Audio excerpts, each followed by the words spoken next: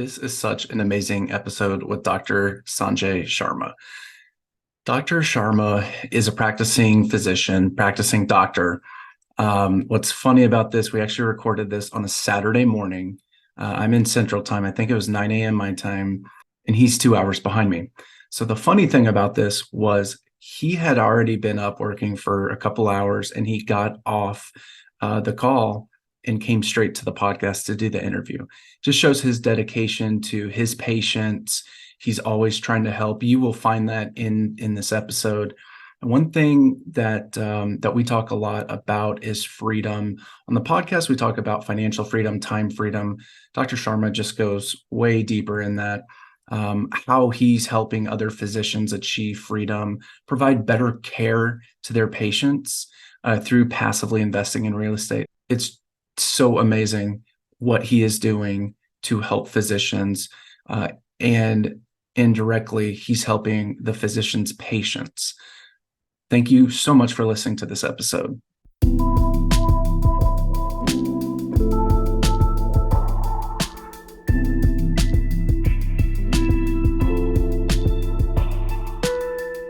Welcome to Passive Investors Playbook. I'm your host, Charlie Hardage. In each episode, we'll sit down with successful people that turn to real estate to build and grow their wealth. We do a deep dive into why they chose real estate and what makes it so attractive to them.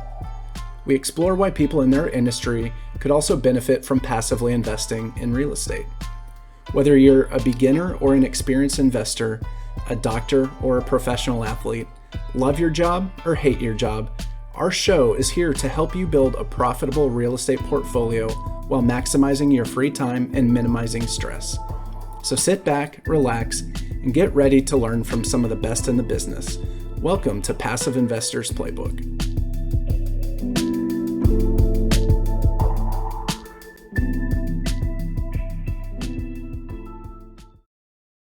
Thank you for tuning in today. My name is Charlie Hardage, and today's guest is Dr. Sanjay Sharma. Dr. Sharma is a real estate professional and visionary investor making waves in the Los Angeles and Southeast multifamily market. With a proven track record as an investor, capital raiser, and syndicator, he has brought remarkable returns to physicians and high net worth executive investors, paving their path towards financial, geographical, temporal, vital, and mindset freedoms. But there's more to Dr. Sharma than meets the eye.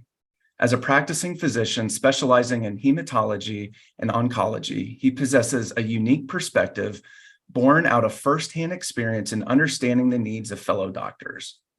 Before his medical journey, Dr. Sharma honed his skills as an epidemiologist, focusing on public health and safety. After completing medical school at the prestigious Medical College of Virginia in 1999, he embarked on a remarkable path. He pursued an internal medicine program at Washington University in St. Louis, which ultimately led to a fellowship in hematology and oncology at Mount Sinai in New York City. Along the way, he found the love of his life and settled in Southern California, where they are raising their two amazing children. Driven by a passion for education, Dr. Sharma founded an oncology medical education company, sharing cutting-edge treatment opportunities with countless oncologists. Additionally, he is a sought-after national public speaker, captivating audiences with his expertise and captivating presence. Dr. Sanjay Sharma is a trailblazer in real estate, physician, and educator, continues to make a profound impact empowering investors and transforming lives along the way. Prepare to be inspired by his exceptional journey and unwavering dedication to his profession. Dr. Sharma, thank you so much for being here. That was definitely a mouthful, but I'm truly blown away by what you have done and what you have accomplished. Thank you so much for being here. Do you mind sharing a little bit more about you and your company with the audience? Yeah, for sure. Thanks for having me, Charlie. I'm super excited to be here. So as my intro talked about, I do several things. I am a practicing full-time hematologist. I'm a physician. And then my real estate company is called Exponential Capital Investments. And what we do is we allow our investors to take part in real estate as an asset class. And like was said in my introduction is, I look to bring freedoms to my investors, freedoms to myself and to my family.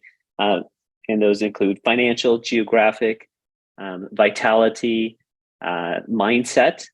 Those play a big, gigantic role in everything I've done in my life as a physician and as a real estate professional. I love that. And I think that's ultimately a lot of people do strive for freedoms and maybe it's different, but I think or maybe their focus is different, but I think it's the same for everyone, right? In general. A lot of people want the time to do whatever they want, whenever they want, wherever they want. And I think that's, not only are you focused on that for you, for your family, but you're also focused on that for your investors. And I absolutely love that.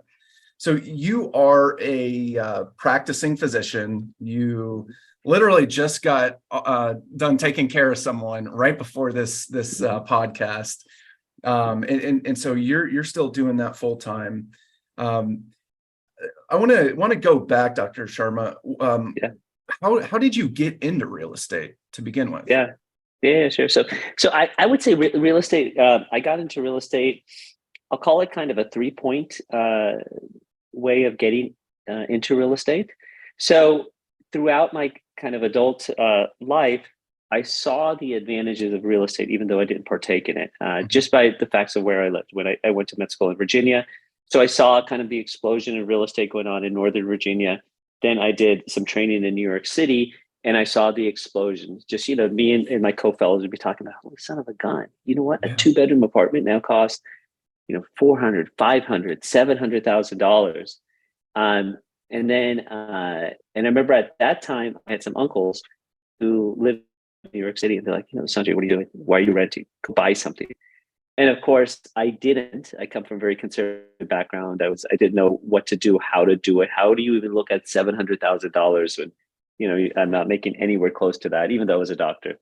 Then we moved to Southern California. And again, we saw kind of the explosion of the market in Southern California.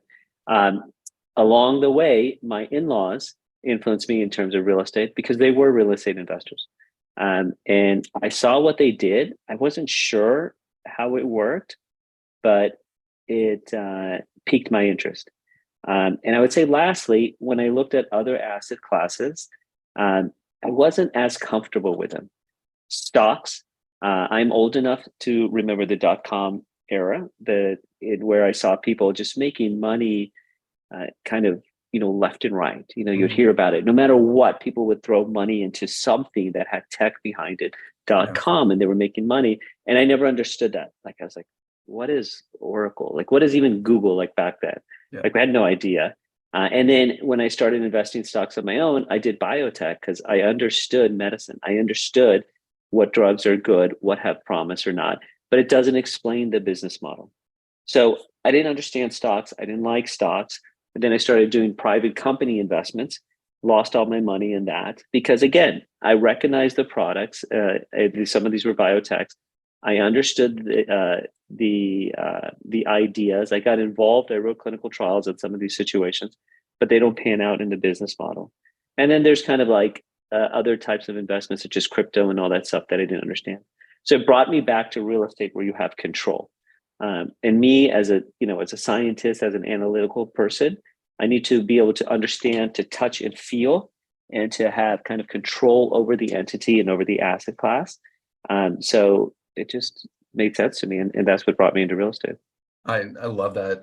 So I just kind of want to recap that. You had some uncles that told you to buy real estate. You're like, yeah, that's and great. I did it. I don't know how and don't know what, Exactly. don't know where, don't know how to get the money.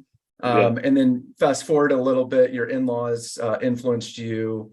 You still weren't quite sure how it worked, but after looking at stocks and seeing the dot-com bubble, a lot of people losing money there. Maybe it was great ideas, but as you said, with the private company investments, good ideas, maybe good philosophy, good product, but not a good business model. So you lost money on that, crypto. We'll skip over that, but and then with real estate, and Dr. Sharma, you said something that a one word that I think a lot of people on the podcast have said, and one of the reasons that they love real estate is the fact that there's control. There's so much control on, number one, where you buy, what you buy, control on the actual property, even if you're not doing it yourself. Because there's a property management company, you can tell them what to do and get their advice and vice versa. So I love that aspect of real estate, the control aspect. What were some of the benefits? Like, why do you think, besides control, what makes real estate so attractive to you? Yeah, so your question is in terms of what makes real estate attractive. I'm actually going to expound on that term control. Okay. So we talked earlier about there's how I'm looking to give my investors freedoms, which is definitely a theme in our industry, in real estate industry. We all have a feeling of moving towards that. There's a similarity, no matter who it is in our industry, or at least the people that I'm guessing that you and I hang out with and talk with. But think about the term control. So you correctly said that there's a lot of things you can control: where you buy, how you operate the property. There's some things we don't have as much control with in terms of market, but you have ways, you have means in terms of building the value into a property and then having an exit, and you can calculate that. Those are metrics you can use. So now look at how that compares to the rest of your life. What else do you have control in your life?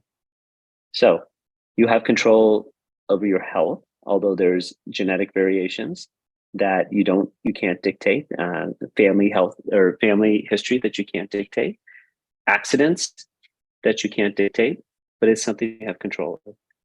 Kids, you think you have control over, but you do the best that you can. And then, they have their own cognitive growth and their own physical growth, and you try to influence them. But this asset class, you can control. So now, let's talk about the advantages that you asked about. What are the real estate advantages? So I mentioned in terms of the metrics is that you can do value add. You can purchase a building, and you can calculate what is the building worth based on metrics after you do certain things. So for example, you buy a building and you say, well, shoot, what if I made this unit 1 bedroom to 2 bedrooms? What is it worth? Okay, fine. You can do the research. You can find out in this area, what does a 2-bedroom rent for? Or you could say, what if I add a pool? What if I paint the building? What if I add quartz? They're all tangible realities. When you're first starting out, it's like, what? How does this work? It doesn't kind of make sense. Mm-hmm. But you can actually calculate those. And very, very simple math, much simpler than anything I do on a day-to-day basis as a doctor. You can just kind of calculate those things. So that's a gigantic advantage of real estate. Secondly, especially for everyone, tax advantages. How does a person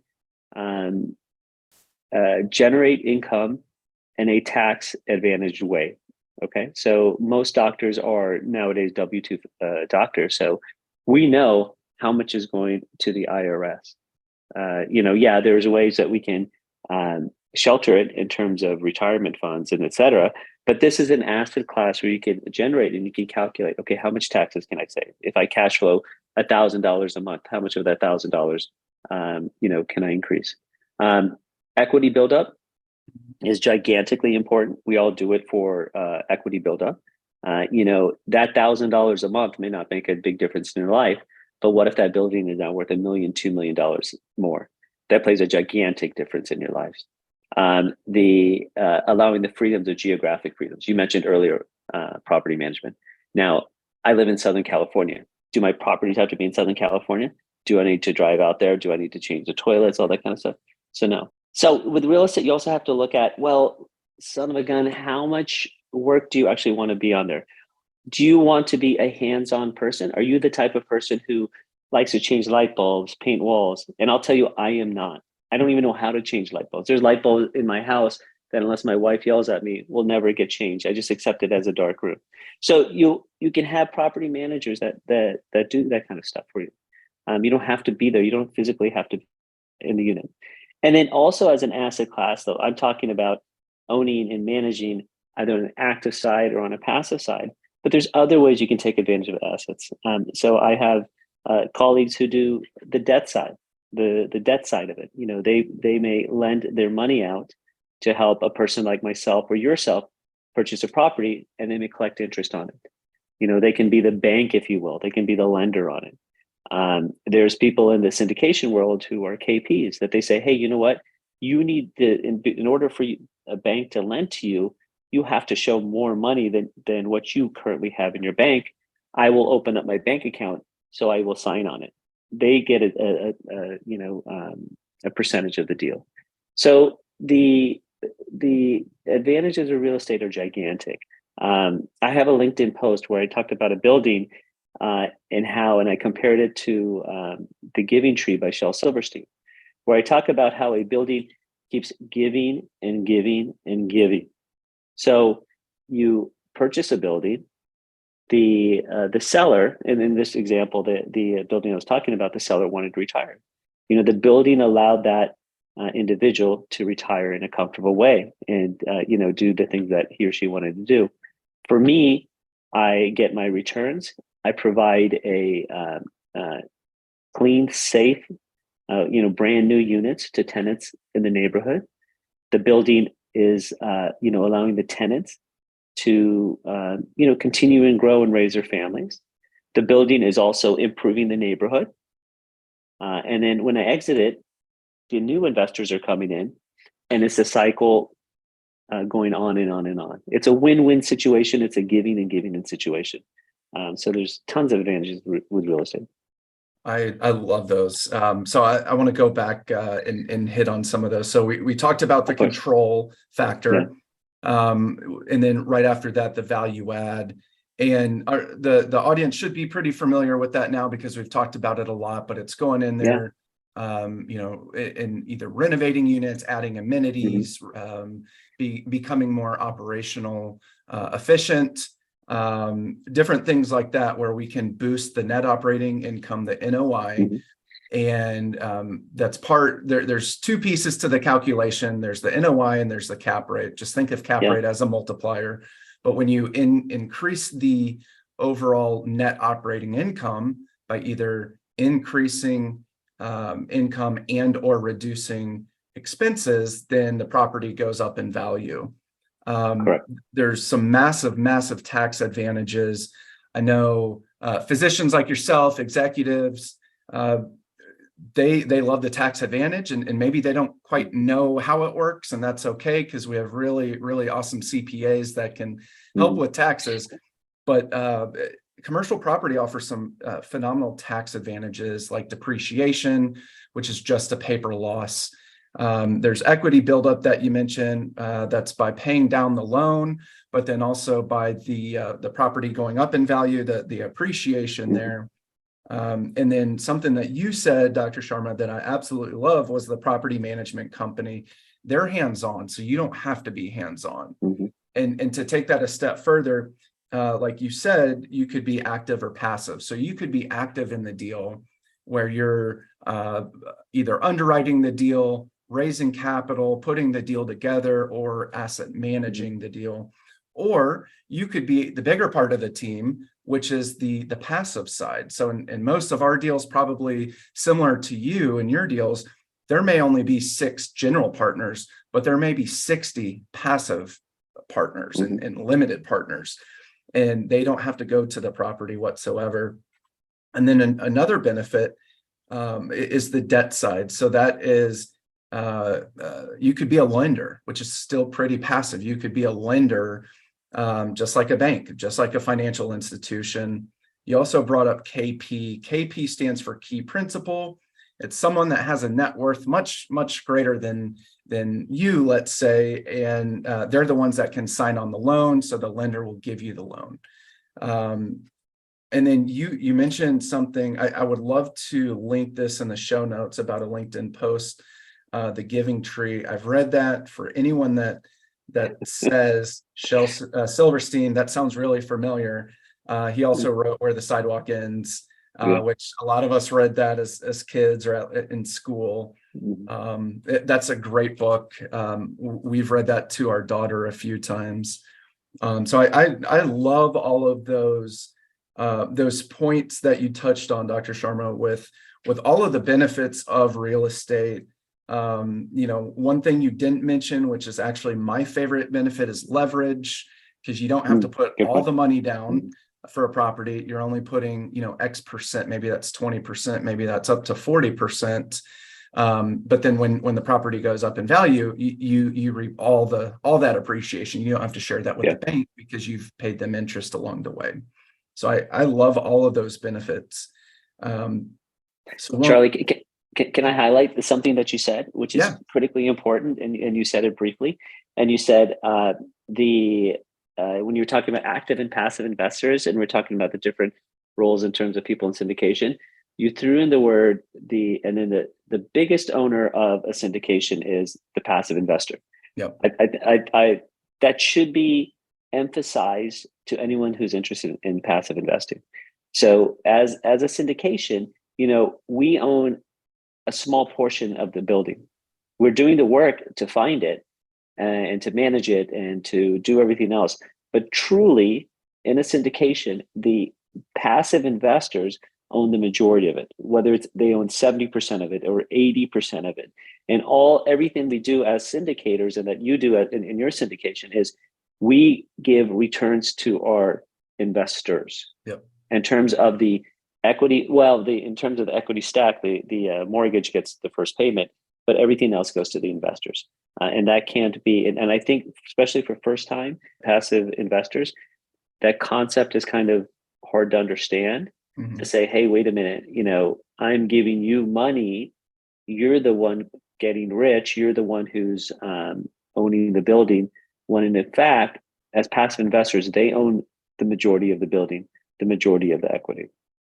Yeah. Yep. So true. I love that. And, it's funny because all of these benefits that you've hit on, the tax advantages, equity buildup, the scalability with property management companies, and just the control and leverage.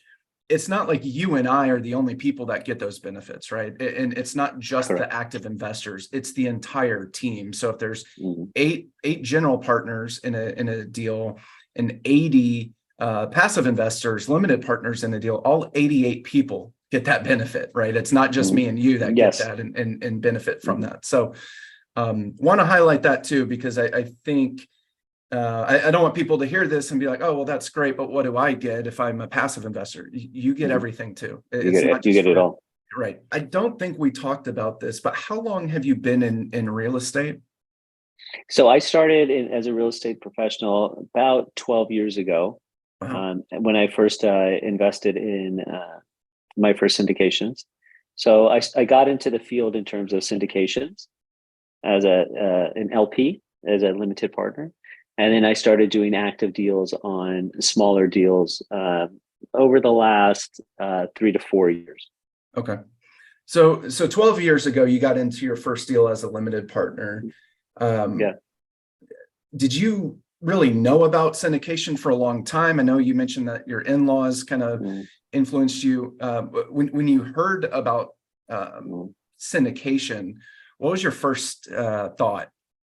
I didn't even know what the word was. In fact, the word wasn't even used.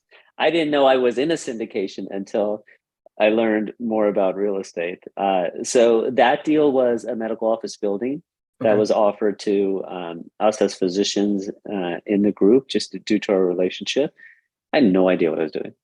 I mean, in fact, it's actually it's good to bring up now in terms of our interest rate, because I remember discussing this deal, and at that time, you could go in savings account was giving 5% returns, exactly what it's doing now, right? 4.5, 4.75%. And I remember someone like raising their hand and said, hey, you know what? Why should we invest in this? You say that we're going to get a 3% return or a 2% return, but I can get 5% in the savings account. I was like, yeah, you know what? that guy is right. Like, what the hell is this like scam going on? Why the heck do I want to buy this building? And then um, and then I raised my hand. I was like, well, how do you decide like to invest your money in this? And then the person at the podium or whatever, the person leading the syndication kind of laughed and said, oh, don't invest if you are afraid of losing your money. I was like, this stinks. I was like, I don't want to invest in something that gives me just a few percent. I don't want to lose my money, but I was like, I'll do it anyway. And so that building now, 12 years later, I'm gonna get a 30% return cash on cash from now on. Like, so if I knew what I knew now, I would have invested a lot more money at that time. That would have paid for my kids' education if I would have invested enough money at that time. So your question was, did I know what a syndication was? No. I had no idea what a syndication was. But in a rough concept, I learned because it was collecting investor money to purchase a property. Like, let's say you and I, just you and I, you go out and you say, wow, that's an amazing building. I would love to own it. I wish I had enough money to buy it. Every single person says that. There's a lot of rich people walking around, but there's not a lot of rich people who have $75 million who can go buy, a $70 million building, or even $10 million, even a $3 million building. Everyone has the same financial issues that everyone has. We all have the same financial issues. And so the idea behind the syndication was, okay, let's collect a group of investors, and the syndicators are sophisticated enough, smart enough, and have access to properties that you and I don't have on an individual basis. So they can buy those properties, that medical office buildings, as a conglomerate or as a syndication. We could buy that building, and then you bring investors to own the majority of the building. That's kind of how a syndication works in the simplest way. Yeah. And you mentioned 30% cash on cash. Can you explain what that means, what cash on cash means? Yeah. So in the simplest way, let's say we all like to use the term 100,000 because it's the easiest way to use the math, Easy. whether that's what you're investing or not. So if you have $100,000 investment, and basically how much cash you get on a yearly basis. So if you're getting, in my example, that $100,000, and I did not invest anywhere close to that, but so let's say I invested $100,000 at that time. Every year I'm gonna get $30,000. Right? And so there's difference in terms of how you look at syndication. So the type of so that particular syndication that I'm talking about, that was purchased with the idea of a long-term hold. We're not going to get rid of the building. We're not going to sell the building. So that cash on cash, I can literally calculate it on a yearly basis. In 2023, that person who invested $100,000 will get $30,000. There's other syndications. So the kind I do has a time course to it. We have a business plan that will execute over 5 years, over 7 years. And so what happens there is when you calculate the cash on cash, it depends on all the money you get throughout that 5-year course. So for example, you get cash flow, you get profits at the sale of the building. So in that situation, if you invest in $100,000, and then let's say at the end, you get your $100,000 capital back and an additional $100,000, and it's over 5 years. Well, your cash on cash is 20%, but it wasn't based on every year. It's kind of calculated over that whole 5-year process. So there's different ways you can calculate cash on cash. But the simplest is, I'm putting in money. What am I getting in terms of returns as a percentage? Yep. Awesome. Thank you. You said a word that I thought of when I first heard of syndications: scam. Yeah. And it's so funny because we didn't talk about that beforehand. But I also thought it was a scam. Now, unlike you, I didn't put my money into it when I first heard about it. Yeah. It's funny that you said, "Oh man, this is a scam," but whatever, I'll do it anyway. Yeah. I'm like, yeah, no, this is obviously not real. This is a scam. But it's funny because we don't hear about this in school. Correct. There's no marketing around this. The Yeah. only marketing is IRAs, 401ks. That's just what we're Correct. ingrained. So Yeah. I also thought it was a scam.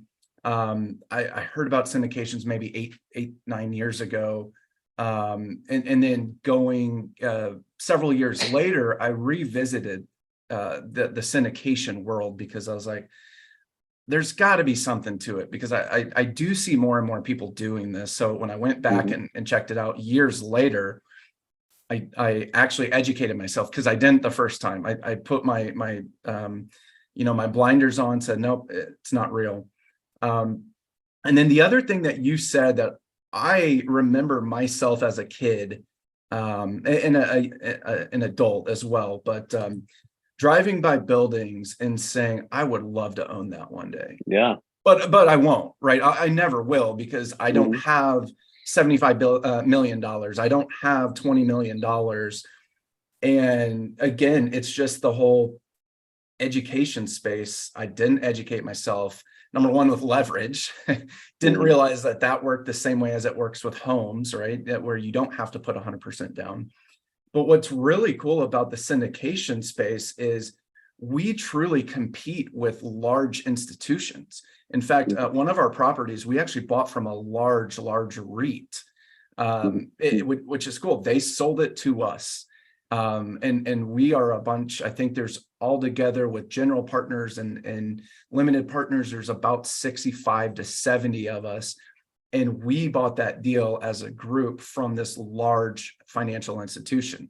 And I know other people that have had better offers than these ginormous multi-$100 billion dollar-hedge funds. And they won that deal from them. So the syndication world is so powerful. It is so real. And it does allow normal people like me and you to buy these large asset classes, because we pull money together and go after them as a team, as opposed to competing against one another. So anyway, love that you thought it was a scam, because I did too. I didn't invest, but you did, and now you're kicking yourself because you didn't invest as much as you would have now if you knew what it was. And you're getting a 30% cash on cash, which is absolutely insane. Isn't that great? Like, those are the things you're like, I should have sold the darn farm, right? Yeah. Because I mean, that 30% is forever. This building is not going anywhere. So, and that 30% is probably only going up as appreciation and rent becomes more and all that. So yeah. Oh, and the other things we talked about, tax savings. That's all tax free. It's all tax free money. Legally, by the way. Completely legal. Yes. No scam involved. In fact, we should not even use that word. We shouldn't even introduce that word. But yeah. Yeah. Wow, that's amazing. So, how do you think your profession as a physician, how do you think that helped you in real estate, as a real estate professional? Yeah. So you're asking the question, and reword your question, is what is my competitive advantage? What does my MD degree give me as a competitive advantage? So physicians, we are super analytical. I'm an oncologist. I treat cancer, and I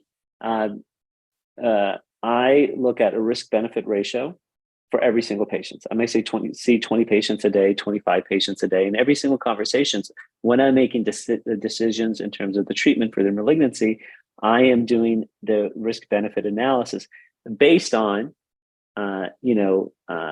scientifically controlled studies based on statistics. So we're super analytical. Secondly, we are designed to question everything.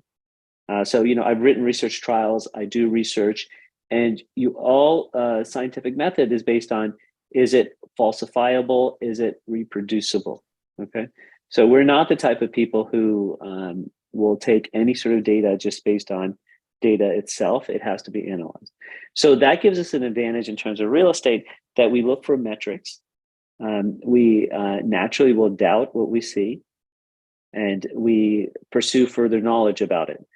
The trick is not to get stuck into analysis paralysis, or you'll never move. But it allows us to do that. Two, we are used to very like important decisions on life. Again, as an oncologist, in the type of diseases I deal with, this is what I'm used to, right? I am used to dealing with life-threatening diseases and making big decisions. Oftentimes, when you're talking to an investor and you're talking to an investor about investing $50,000, okay, fine.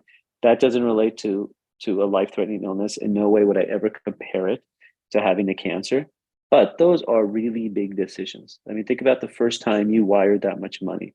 And I see it all the time for my first-time investors. They text me. They're like, okay, I wired the money. Do you know where it is?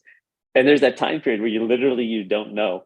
And I'm like, okay, I'll let you know when it hits the bank. And I know they're sweating. And quite frankly, I'm kind of sweating. I'm like, oh my goodness, I hope it hits my bank. So we're used to kind of like the stressful. We're used to like kind of big life decisions.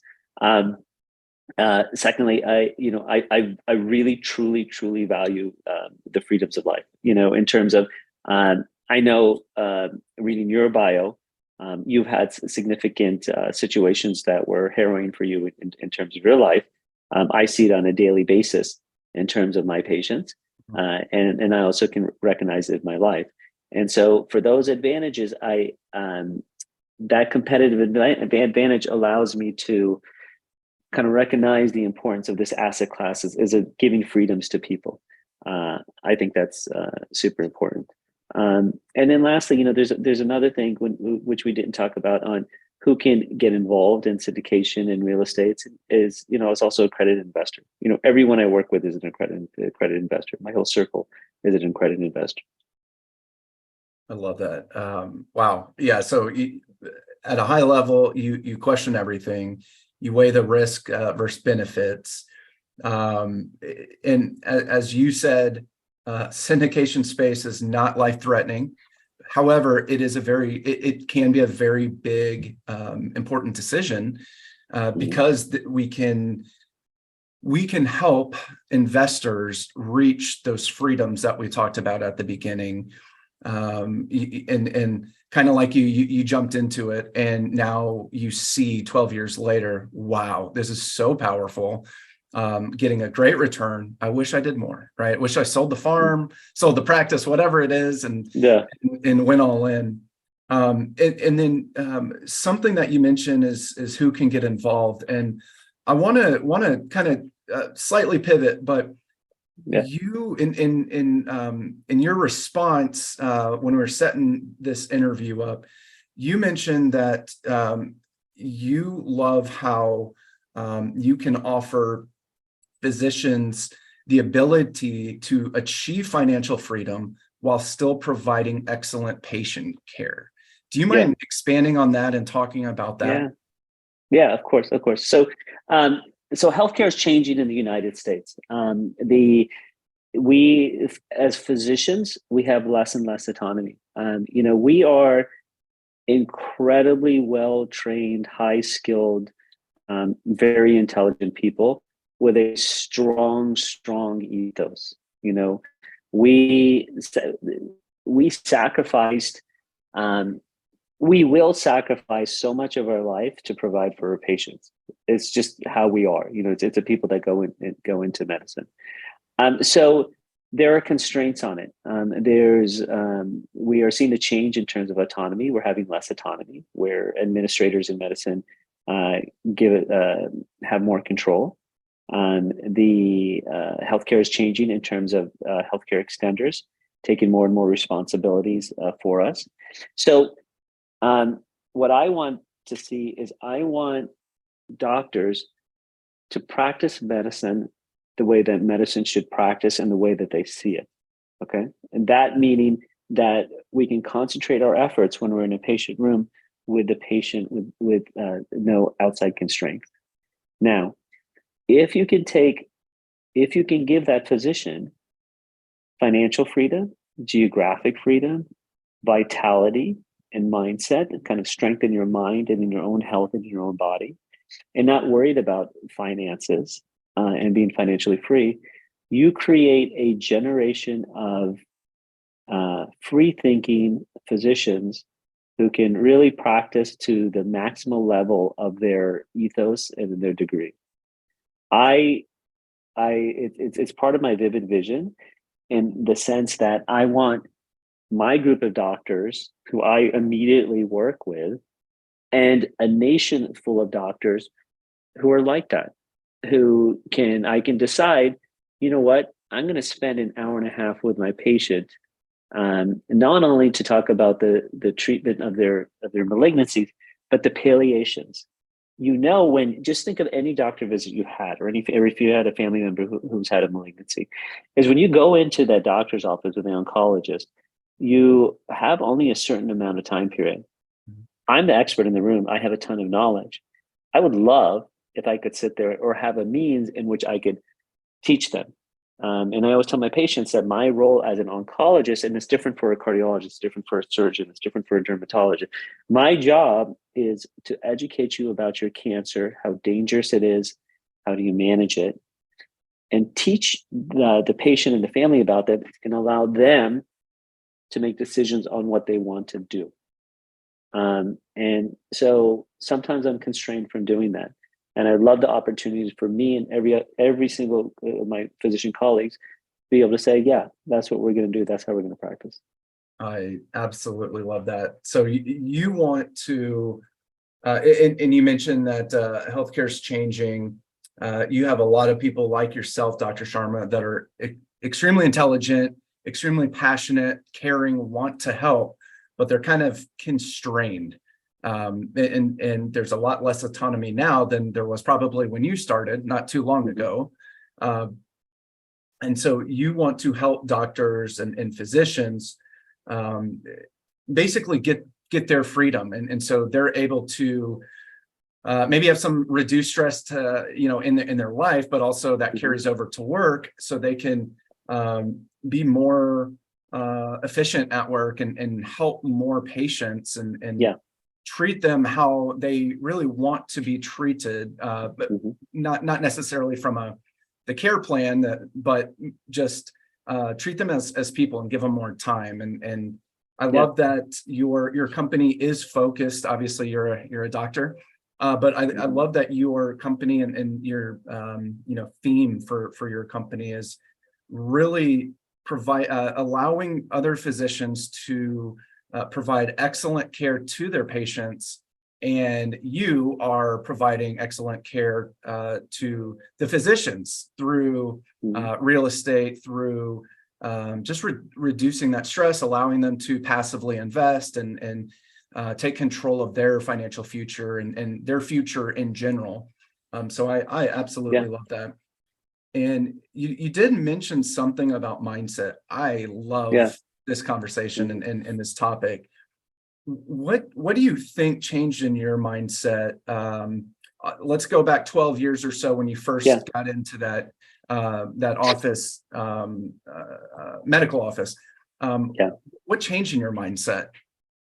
Yeah, so I would say there's focus and alignment. A common analogy is kind of a lighthouse, right? If you're in a ship and whatever, you're in a ship and you have to reach a destination, and that destination is a lighthouse. And no matter where you are in that course, if you're 100 miles off that way or 100 miles off this way or whatever it is, you can kind of redirect yourself towards that lighthouse. And so I find, in terms of mindset, is recognizing what that lighthouse is. What are your goals? What are your vision? And to recognize that, like you mentioned earlier, is we learn about 401ks and IRAs. What is that lighthouse? Like if you're in a corporation, what do you get when you look at your 401k returns? You say, at age 65, at age 67, you're somewhere. So the idea in terms of mindset is your lighthouse is not based on a distant time in the future, but it's the direction in which you're going in. And all along that way, there's some redirections, okay, fine, to whatever when you're 65 or 67, but it also puts you into the moment in how you are. So mindset strength is an active, it's a here, it's a now. It does what it does to push you forward. It plays a role in how you are with your family and how you are with yourself. It plays a role in whether you decide that you're going to eat Doritos or eat a banana that day. So I'm being very vague in its terminology, but I find that it's a very important inner strength. There's also a saying, and I truly believe it, that meditation is the caffeine of CEOs. It truly is. I mean, there's those. You need to spend time within yourself in order to be strong and be supportive for everything outside yourself, and that's what mindset is. And in the strongest mindset, and you can use whatever role model you want, right? We all have particular role models. Some have spiritual role models. Some people have internet followers as kind of someone strong or whomever they can follow. But the strongest mindset is one that doesn't get affected by outside forces, right? It's kind of a stupid thing like Doritos versus bananas, because actually, by the way, last night I chose Doritos instead of the banana. But in everything, on bad days, on good days, in giving, being charitable, and showing love, and being the best dad, the best son, the best father, the best doctor. That's a strong mindset. I absolutely love that. I love your analogy about the lighthouse, and you can focus and realign on where it is. I truly think that although I haven't used those terms, focus and alignment, I truly think that's what changed in my mindset as well, because I was previously I was focused on 100 different things, which means I was focused on 0 things, right? Because I wasn't actually focused. But when you focused and then you got aligned, that's when you took off, and you haven't stopped for 12 years. So I love that. And then I love what you said, meditation is the caffeine for CEOs. And then you also said strongest mindset isn't affected by outside forces. And I absolutely love that. Dr. Sharma, we have a few minutes left. I want to ask you about a recent book that you have either read or listened to, maybe about mindset, self-help, business, real estate. Yeah. So I like to read. I love to read. It's what we all do, and I find that different books resonate at different times for me. There's always similar messages. So one book that I was surprised that resonated with me was The Miracle Morning by Hal Elrod. Like my entire life, I've been a morning person. My grandfather, my dad, myself, we're 4 a.m. wakers. My dad, I think, wakes up at 3 a.m. or 2:30. So it's just like naturally ingrained in me that that's what you're supposed to do. But then to see it kind of written in a book was kind of cool. And it also helped me kind of figure out what to do in the morning. So like a non-productive morning would have been like kind of back in the day. Yeah, I wake up at 4 a.m., but I'm hitting on my snooze and I kind of on my phone. And then obviously I have to get to work and get to the hospital early. But he kind of helped me kind of make it scheduled. So, my schedule is I get up at 4 a.m. And then I do my meditations. I do my work. I use something called the Eisenhower Matrix in terms of scheduling my day and keeping myself focused. I'm at the gym at 5:30. I'm at the hospital at 6:45 or 7 a.m. So Hal Elrod's Miracle Morning was talking about that, how it should be regimented. He talks about the different steps. You need your quiet time, your visualizations, your exercise, and that kind of helped me align it. And for him and for his group, it's kind of helped propel him for me, I talk about time freedoms is utilizing that time as actually making it very, very productive. I get a whole heck of a lot done in that morning time when the rest of the world is sleeping. Yeah. You may not be sleeping because you're on Central Time, so you're a little bit.